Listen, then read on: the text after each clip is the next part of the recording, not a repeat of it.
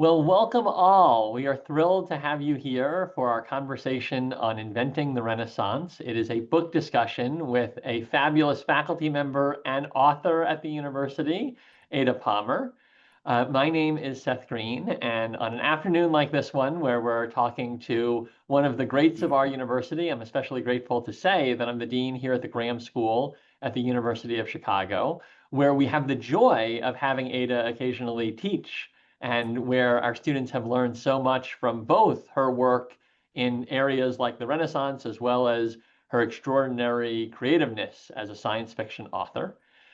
For those who are not familiar with this photo, it means that you are probably new to what we see as the great university of our time, the University of Chicago. Welcome virtually to our campus. It is actually a gorgeous day here and it is very green. So while this picture was taken some time ago, it reflects the beautiful setting here on campus where big ideas are born. And for those who are not familiar with our school, we are the home for lifelong learners at the University of Chicago and have been since the university's founding in 1890, because when the university was being set up by William Rainey Harper, he and John D. Rockefeller, the founding philanthropist, had a vision that this university's great intellectual assets not only be invested in the incredible students and in knowledge for the world, but also for individuals across all ages and stages of life. And so we began our first courses in downtown Chicago in 1892, and ever since have been meeting learners where they are across all stages and ages of life and making sure that the intellectual journey continues well beyond the undergraduate or graduate years. For those who want to get more involved, I'll just acknowledge that we have a number of exciting opportunities, although we have a mistaken photo in here. We have Ada showing up in our first Friday lecture, so apologies for that. You are going to see her in a moment, and we should have another photo in the right box. But I'll start on the left here. For those who are interested in our Crafting Your Next Chapter program, we have our info session next week on the 3rd.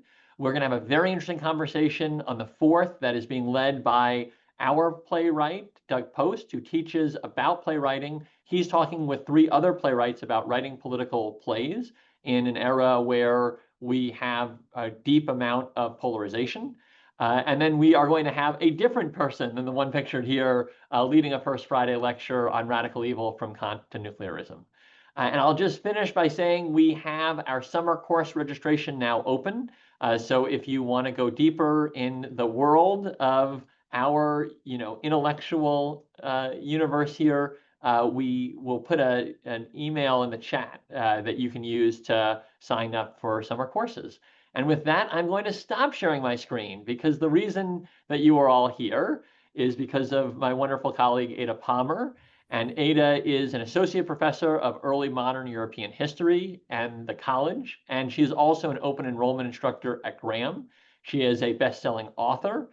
For those who read the New York Times, she was just featured in a full story there for her extraordinary class where they have a papal election and they have a conclave. And she was in many ways one of the major experts in the recent month as we were going through the election of a new pope. So she has many sources of leadership, and we are grateful to have her here at the Graham School among her many different forms of involvement. And so, Ada, with all of that introduction, I want to start with a very interesting question. And it's a question that you ask, because in your new book, you have a chapter, and the title of that chapter is Why Did Ada Palmer Start Studying the Renaissance? I thought the answer was fascinating. And so I want to start with that question for you. What initially drew you to Renaissance study, and what specifically motivated you to write this particular book challenging the assumptions that we have about this period? Thank you. It's a funny chapter to include in a book, but it's a funny book. And the presence of that chapter, I think, is indicative of the way the tone of the book is aiming to throw off the veil of anonymity that is usually part of the performance of objectivity in a nonfiction book, certainly in the genre of history, in which the personality of the author and even the first person are usually invisible. But because it's a book about the construction of history by historians and the continuity of historians constructing and reconstructing this field over hundreds of years, I felt it was more appropriate to be present within the book and to place myself in that genealogy of historians, from Petrarch through 18th century historians, through my own teachers, to me, to my students. So shockingly, when I started studying when I started on my PhD on Renaissance, I knew absolutely nothing about it whatsoever, and I could not have found Florence on a map. But what I was interested in within history is the question of how events and ideas shape each other. Because in a tradition of looking at great books, and I went to a liberal arts college that uses Chicago's very traditional core great books sequence, one tends to end up with an impression that the innovative ideas of major thinkers appear like Athena from the head of Zeus, spontaneously out of that moment when the philosopher is sitting in a cabin by the raging sea philosophizing, and perhaps responding to a book by one of his peers, but in isolation from the lived realities of the world around. But what I became fascinated by as an undergraduate was the reality of how much major ideas and major thinkers are directly responding to the lived events and crises of their day. The first moment in which I really understood this, and I remember vividly, it was in a core great book sequence, and we were reading Freud's Civilization and Its Discontents. And I had simultaneously been taking a class on the First World War, and I remember thinking, I bet his death instinct idea isn't there in the stuff he wrote before the war. And I remember vividly going to the stacks to where the complete works of Freud were, and sitting down on the floor in the stacks and pulling out all the volumes and going through, and I was right. And it was an epiphany moment of thinking about how it is not separate but interconnected. The political events, the tumults, the wars, the technological changes, the lived experience, and these books, which appear so often as classics that match each other on a shelf, and don't have the burn scars and bullet holes and raggedness and pristineness to tell you which ones originated during a civil war, which ones originated during an era of peace, and so on. I wanted to study history that asked that kind of question. And I got into touch with my future dissertation thesis advisor, Jim Hankins at Harvard, who was asking the same kinds of questions I wanted to ask.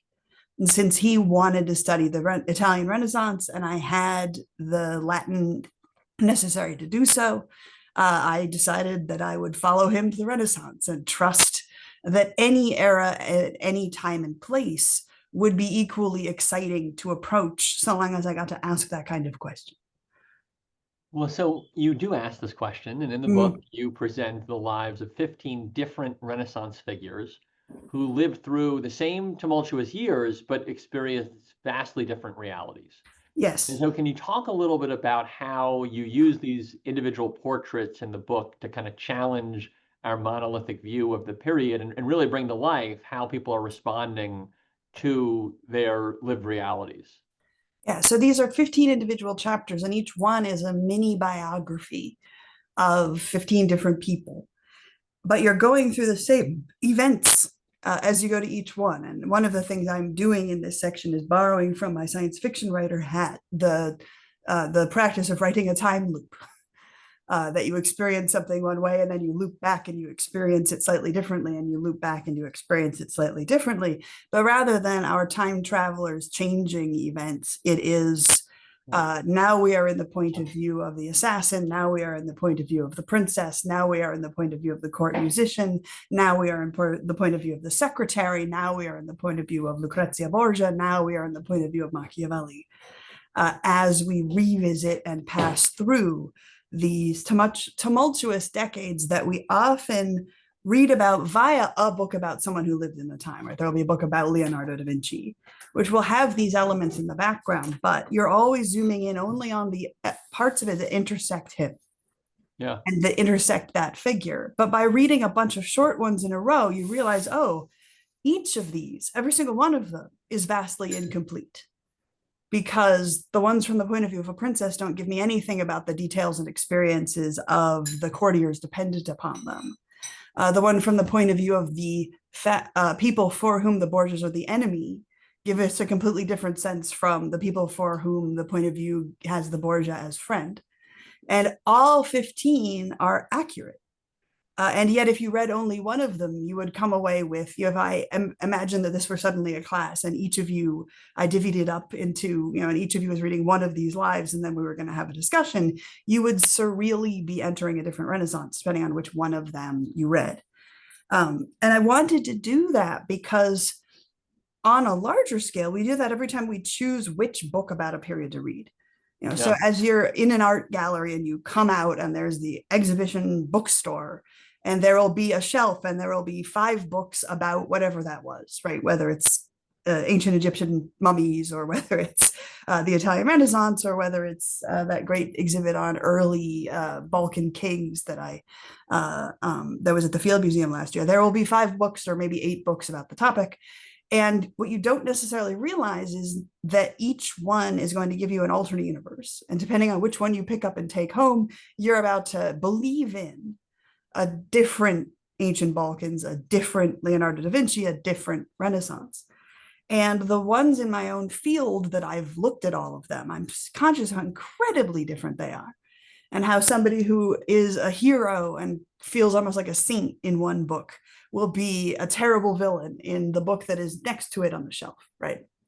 And so I wanted to write a book that wasn't that was a meta view of that zoomed out and talked about that shelf and talked about how many books are parallel universes in the science fictional sense. And all of them are accurate most of the time.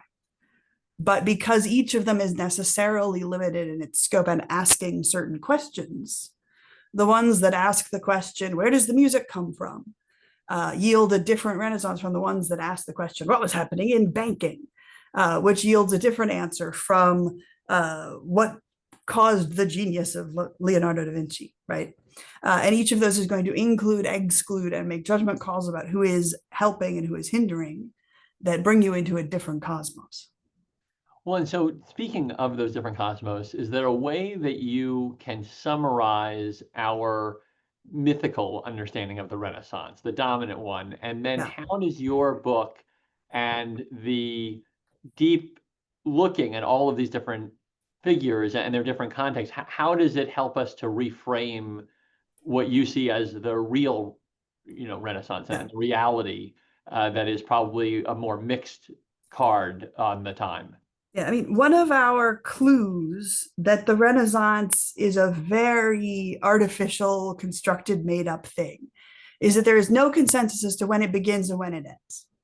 And if I go to campus and walk out the front door of my office and turn right and go down the hall toward the political science department and past that to the Romance languages people, and I ask them, English department is to the right. If I go to the English department and say, when is Renaissance? They'll say, well, the Renaissance is Shakespeare. So it's coming to its peak in 1600 when Hamlet debuts. And it's really getting going by 1550, 1550 to 1600 is the peak of it. There's a little bit before that. But if I turn left down the same hallway and end up at Romance languages and ask my Italianist colleagues, when is Renaissance? They'll say, oh, the Renaissance is Dante and is really, getting going in 1250. And is starting to fade out by 1400 and is really over by 1450. So in one direction down the hall, the Renaissance is over 100 years before it starts when I turn the other direction, which is very different from the French Revolution. We can all agree that it was an event, that it occurred, that it had dates. We might talk differently about its predecessors and its consequences, but the French Revolution is real in a way that the Renaissance is a construction. So what is the Renaissance? In general, any given account of it will agree on a vague sense that there was a medieval period characterized possibly by stagnation, etc. That is a tricky claim in itself. And then something happened, which was a period in which some new factor appeared that started to cause a change that made people less medieval and more modern. And that was the beginning of becoming like the world we're in. And that there was a transitional period from medieval to modern when some factor, something, some X factor came in and caused and stimulated a bunch of changes that made the world more like us. in many ways, these constructions of the Renaissance aren't about the Renaissance. They're about how we define modernity. And people will say, when X began, that was the beginning of the path toward modernity. And people will have a different answer to what X is. So you'll run across claims that it is a turn toward rational thought and scientific thinking and reason and humanism, or celebration of the human, a turn away from superstition or the dominance of the organizations of religion. You'll get claims that it was banking and trade and the beginning of modern concepts of finance and the new sophisticated techniques for lending money at interest, which caused the economy to start to boom and transform and move people around. You run across claims that it was the advent of new forms of political development, that the first articulations of nationalism and the idea of a nation and a people having a right to self-governance and a shared identity are first articulated by Renaissance figures like Petrarch and Machiavelli. You'll run across different claims of what X is, but whatever X is always something that the claimant believes is a defining factor of the modern world. And if we look at the history of histories of the Renaissance over the last 150 years, you'll often see patterns between what X factor is in vogue and what political claims people are making on the larger scale.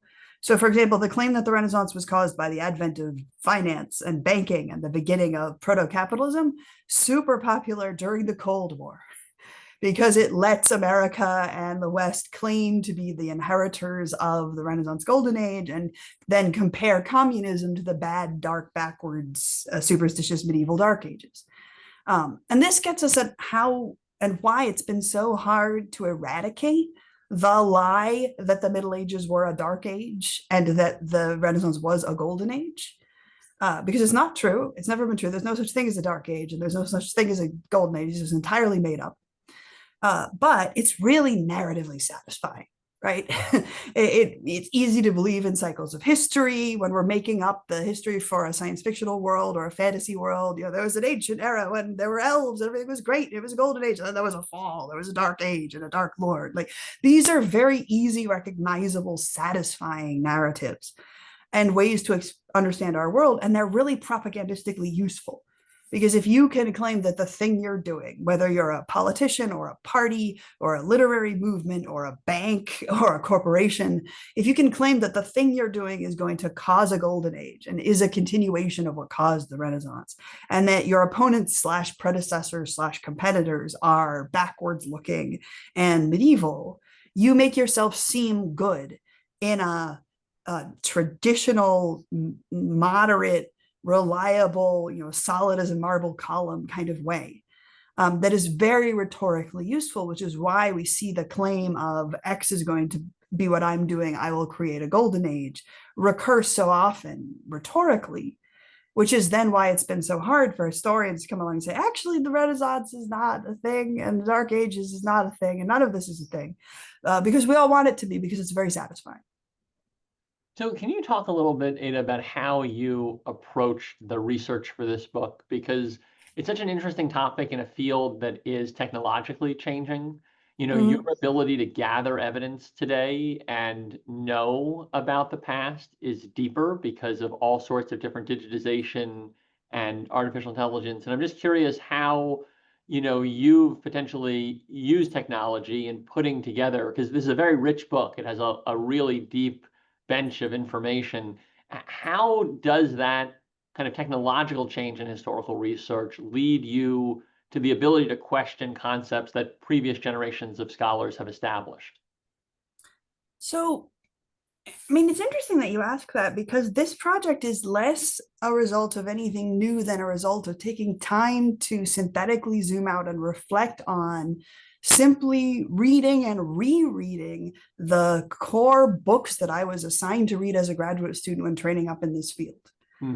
And historiography, right? The history of histories, what past historians have argued about something. When you're in graduate school, you're always sort of force-fed this stuff. And when you write your dissertation, there is this lump toward the beginning, which is the mandatory historiography section. And it's dense and dry, and you have to do it, but you're looking forward to get through it. And it's usually the most stiltedly written section because you can tell the author's heart was, even the author was bored. And everyone knows it's going to be cut mostly from the public version, but it must be there because you need to understand the background to do stuff. And if a dissertation is a snake, this is the like lump toward the front where the snake has recently swallowed a rabbit, right? And you have to get past it to the rest of the dissertation. And then these things tend to be cut down to just a fat footnote in an academic book, or completely absent from a publicly facing book.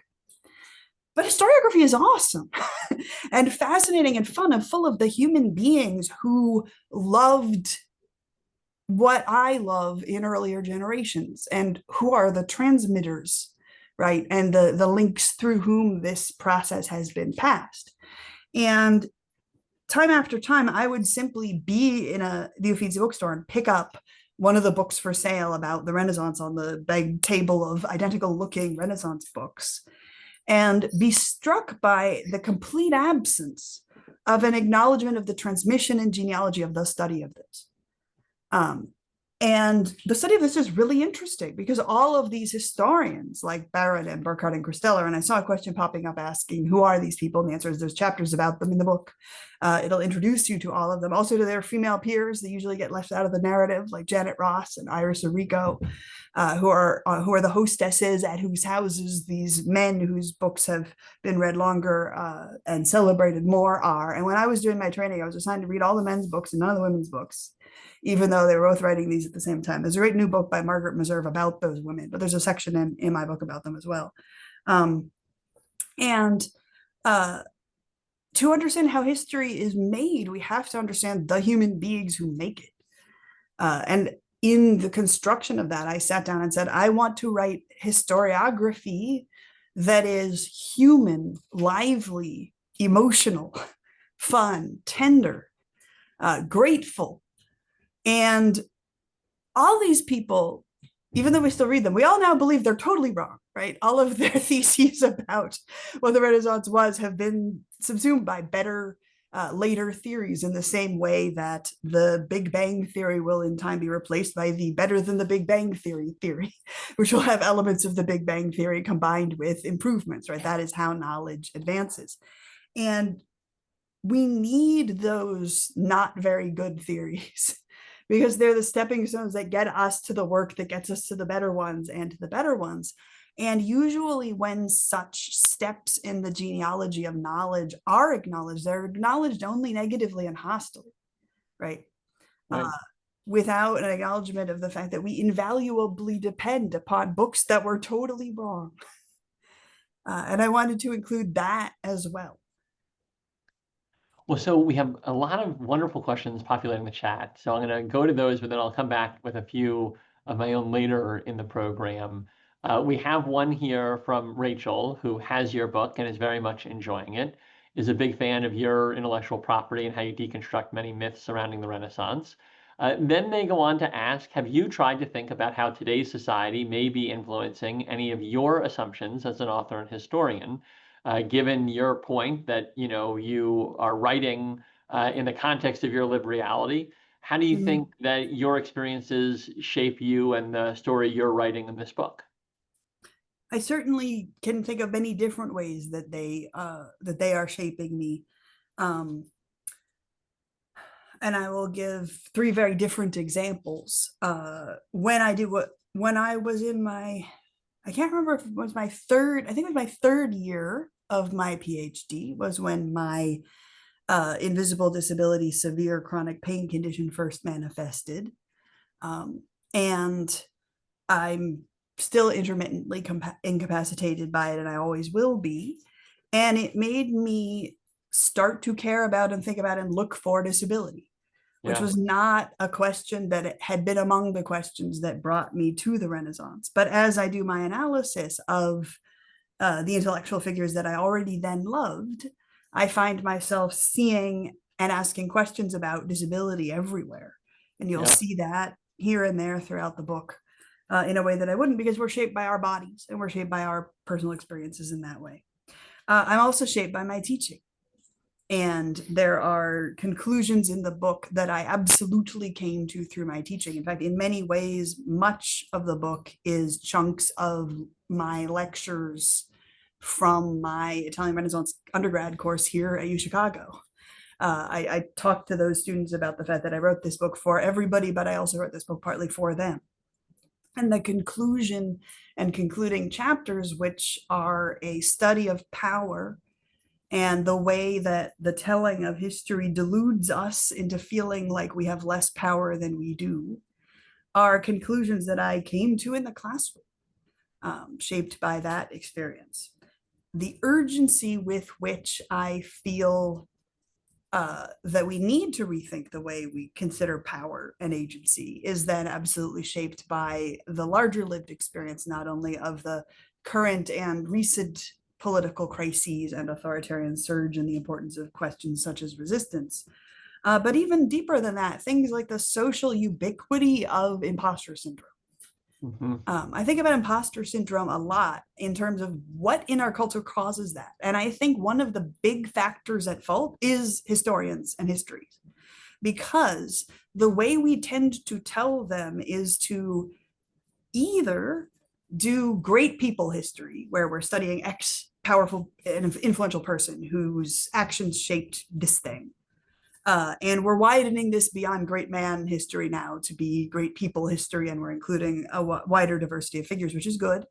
But when we do that, we only keep and talk about the important parts of their lives, and we curate away all the secondary things that make them feel human and feel like us, which they didn't curate away in the 19th century. In the 19th century, they wrote these giant, massive tomes that footnoted every single time anybody sneezed.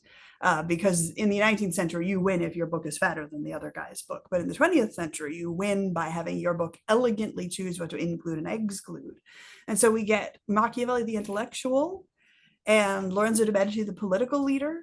But we don't get Machiavelli writing home saying, my salary is late and my shirt has holes in it, and I'm going to look scruffy in front of the Pope tomorrow, and I'm supposed to be representing Florence, which is a textile capital, but I'm going to be there in a shirt with holes all through it, and everyone's going to look at me in front of all the ambassadors, and I'm going to look terrible. Where is my salary? I need to pay my bills.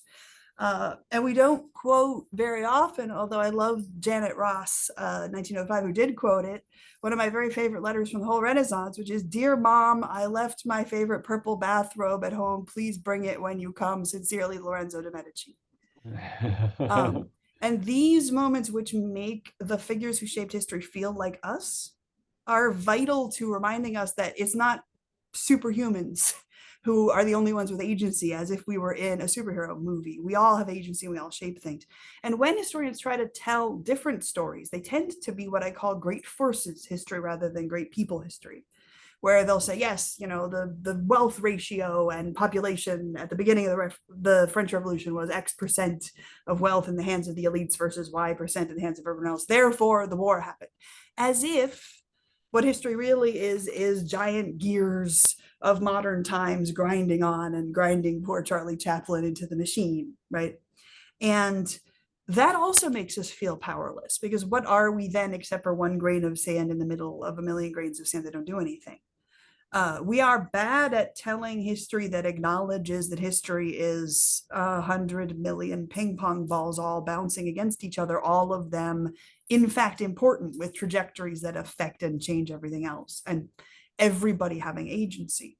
Finding ways to tell that by having 15 different perspectives sequentially so that 15 different figures feel like the protagonist, is a vital improvement we need to make in order to remind ourselves of the actual power and agency we do have, which we look at histories and we don't resemble anybody who ever matters or anybody who ever changes the world in history. So we feel like we don't matter and we don't change the world.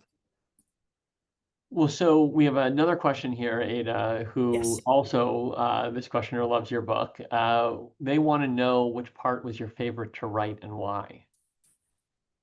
The two parts that were my favorites to write were rewrites, because one is the sections, plural, about Machiavelli, which some of which are toward the beginning, some of which are the end, which I originally wrote similar things about Machiavelli on my blog years ago before I came to U Chicago.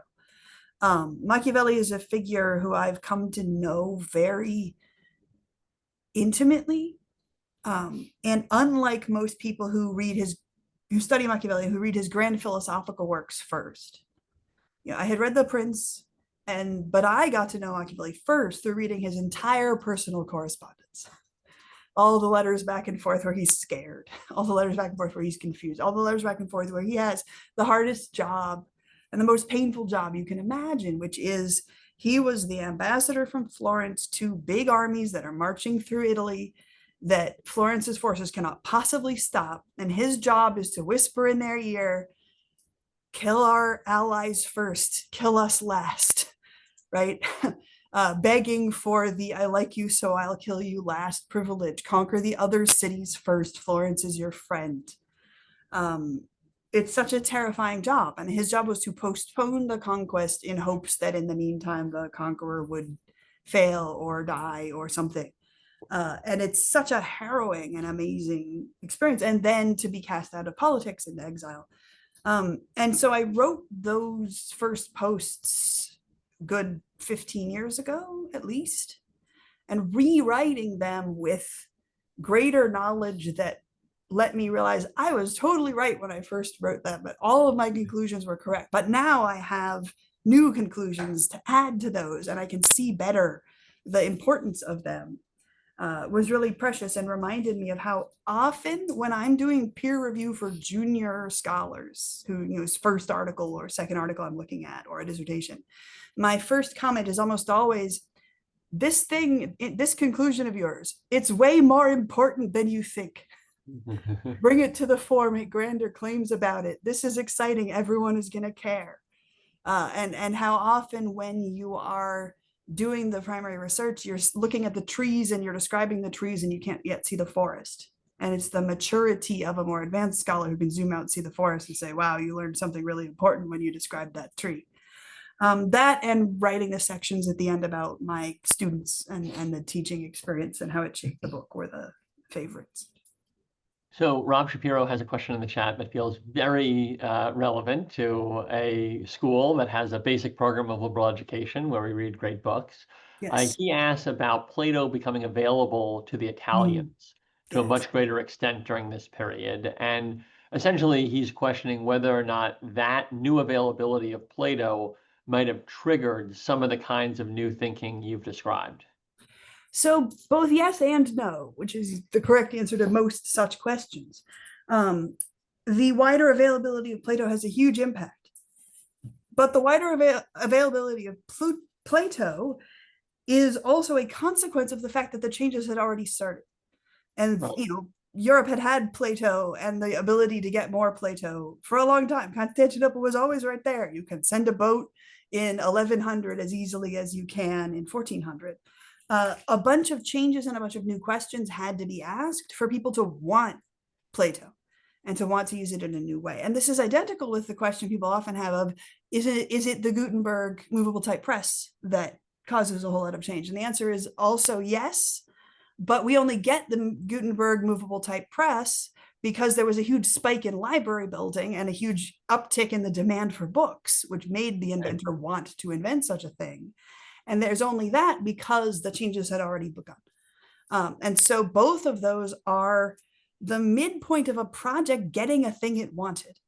And if we think about the intellectual project of the Renaissance, which is also a big part of the political project of the Renaissance, the micro version of it is after the Black Death in the 1350s through 1380s, Petrarch is the most famous of a bunch of scholars who look around the world and say, things are terrible. We are plagued by instability and warfare and mercenary bands roving around looting things. And we're living in the plot of Romeo and Juliet, in which our young nobles are knifing each other in the street all the time. And our city-states are falling to conquerors. We need stability. What had stability? Ancient Rome had stability. Ancient Rome had the Pax Romana, right? Under the good gay emperors, Trajan and Hadrian. The only point in the history, the entire recorded history of Italy, in which there was extended peace. No bandits on the roads, no pirates on the seas. There are pirates on the seas now.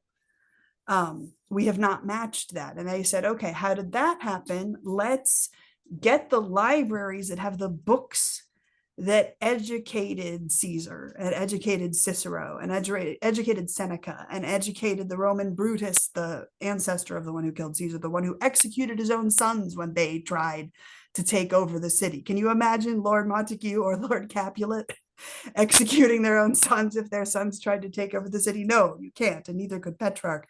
But here it is in the annals of Rome that there were men who did that. So if we can reconstruct their libraries, maybe we can create a generation of leaders who will rule well and bring stability.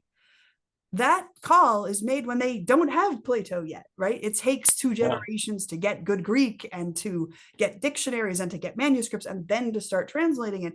And so there is an almost 100-year delay between Petrarch saying, let's build the libraries, they need to have the Plato, and the moment when Ficino's fully translated corpus of Plato is published. The Plato is the middle, and it revolutionizes a whole lot of stuff that comes afterward. Similarly, the printing press is the middle. It revolutionizes a whole lot of stuff coming afterward because people were already working toward it. And in the same way that the moonshot, which really is what this project is, we're desperate, we're going to fail, what do we do? Let's build a library. The moonshot had worked after a century, and then the consequences of actually doing it spilled out in 100 directions no one anticipated. So that the after effects of the printing press and the after effects of Plato are like how the space program gave us Velcro and new ways to heat things and have helped revolutionize agriculture and had all these other secondary impacts that are not what the space program was for. It was for politics and stability and power projection and self-defense and an alternative to war. So were the libraries. But this is also what triggers understanding circulation of the blood, turning religion upside down, everything else. Well, so I want to come to another question in the chat, and this one comes from actually a fellow instructor, Cheryl Reese, who is an expert, among other things, in Italian Renaissance art and architecture. And it's a question that may be difficult given your, book is about deconstructing these kind of clear divides between the so-called Middle Ages and Renaissance. She asked, how do you situate Renaissance vis-a-vis early modern? And how have you thought about that, acknowledging that, no categorization is going to be perfectly black and white?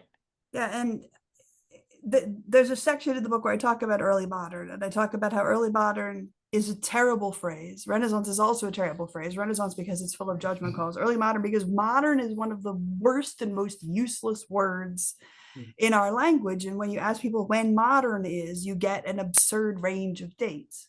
And I polled people in all departments across campus, and I have a page that the entire page is just a list of the different dates that people say modern is, ranging from 1250 for the beginning of the modern Italian language up to dates past 2000 for modern computing and modern technological developments within software and computer chips, as well as within modern development of the English language dominated by ESL, international ESL, moving faster than first language English, followed by geologists saying that modern is 250 million years ago, and evolutionary biologists saying that it's another different number of millions of years ago.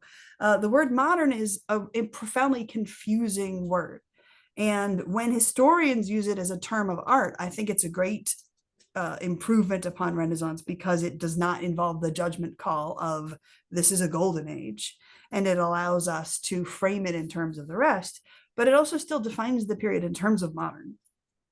And it defines the period in terms of, postmodern is an especially confusing name. So especially since we're long past postmodern at this point, what does that even mean? Modern baseball, 1969, right? These wonderful dates. Early modern still positions this era as being defined by being more modern than what came before it, and that itself retains the value judgment element of of Renaissance. So, what do we do with these times? I give them different joking and jesting names over the course of the book. I'm particularly fond of calling the 17th century the try anything age, as both political thought and science advance into the throw spaghetti at the wall and see what sticks model of trying to begin the world from nothing. This is Bacon and Descartes and their aftermath. And in putting on my other hat for a moment, in my science fiction novels, I have fun having the characters in the 25th century mention the way they periodize and how their periodization doesn't match ours. So in my 25th century, I have people talk about the exponential age, which went from the Black Death to the World Wars. What if those are where we draw the lines rather than elsewhere? And I also have a character mentioned at one point that in the 2450s, historians are arguing over whether the First World War ended in 1945 or 1989. Right. And when you just change those lines around, you suddenly find yourself rethinking and questioning, wait, what is continuity? What is change? Which is what periodization should be. It should be a chewy conversation for us to judge about what happened. So we have many more questions in the chat. We have declining time to get them through in Ada. So I'm going to try to combine a couple in this one. We have a question from John about how there is some inevitability to historians seeing the past world with some framing from their current context. And he cites Foucault's critique of social analysis, that we all necessarily reflect the current world. And then we have a comment from Kathy, which is really asking about the purpose of history.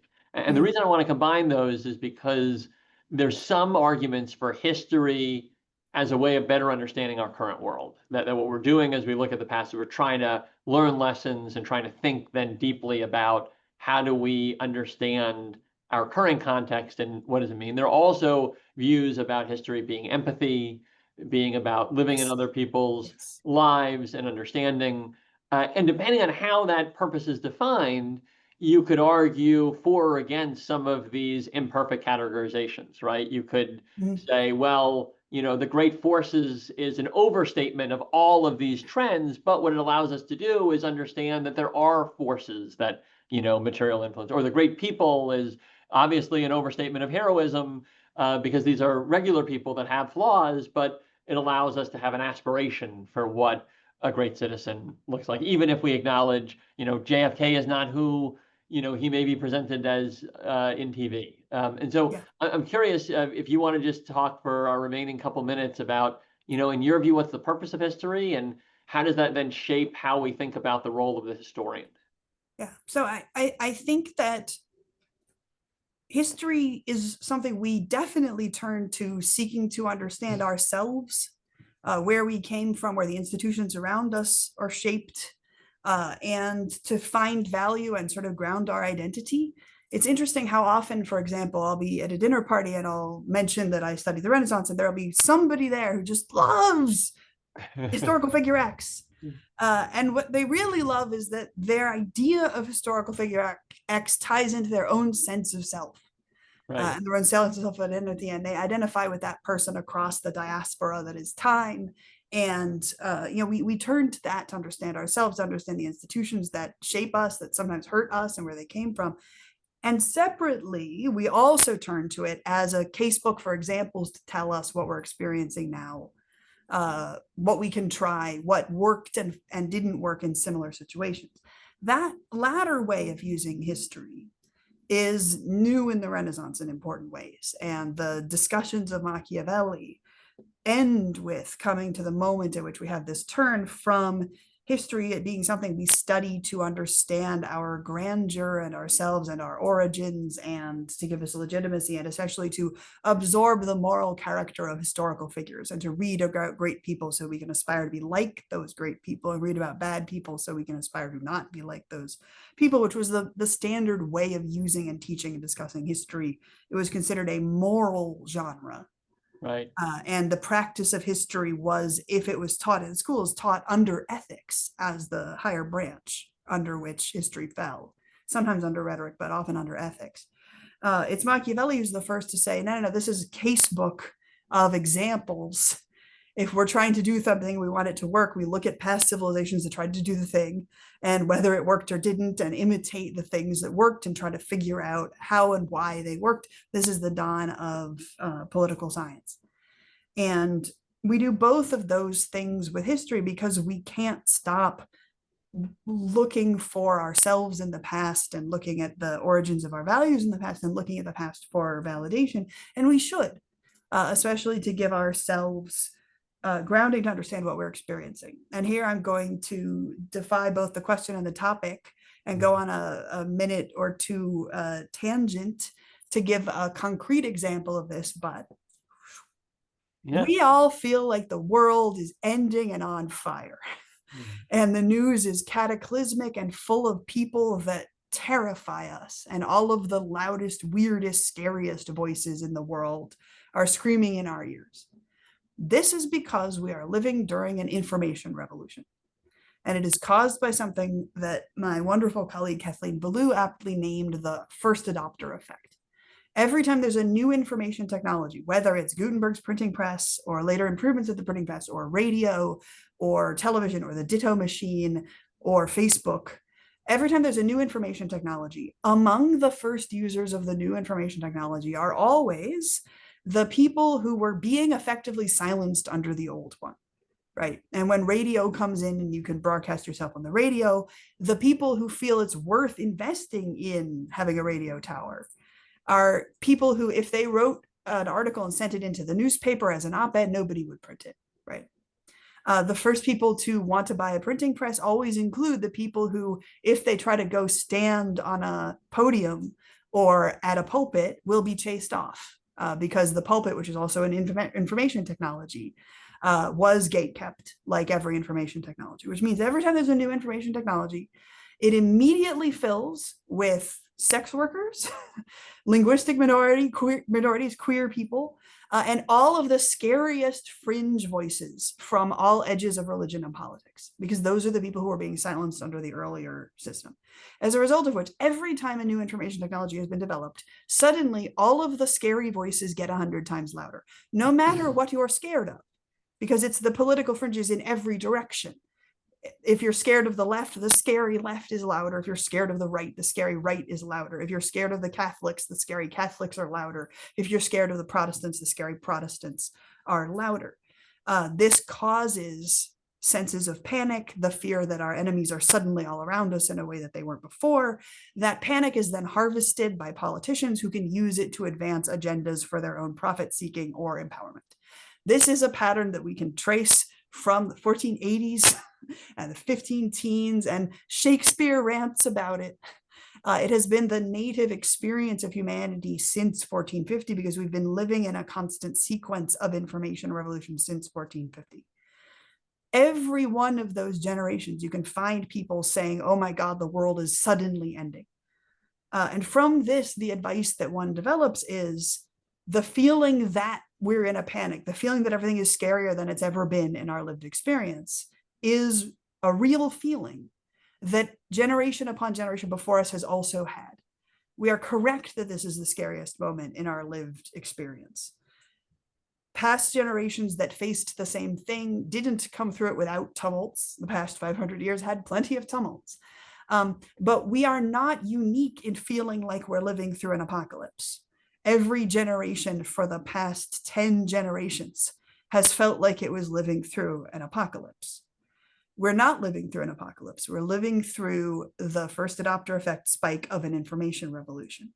And we need to calmly think long-term and remind ourselves that human beings in past generations faced exactly this level of fear, exactly this level of sense that the world was ending. They dealt with it, faced it, did the best they could, and that is what we need to do as well. So that's how we should use history. Well, that is a very concrete example, and is very relevant to how some people certainly are interpreting our current moment, and it gives us hope. And I think you can also say that there's a lot of opportunities that come out of that information environment. And I know, there are some specters of it as well, but, sitting in higher education, I'll just acknowledge that I think we have not been fully in touch with the entire country or world all the time. And in some ways, having these voices raised in new ways leads us to ask new questions, right? And come to hopefully, better long-term answers on how we can be inclusive of different viewpoints and make sure that we are engaging the full society that we're a part of. And so it's certainly loud and disruptive, but it's also voices that we may not have heard. And so it's an opportunity, as an intellectual institution, right, to always be really mindful about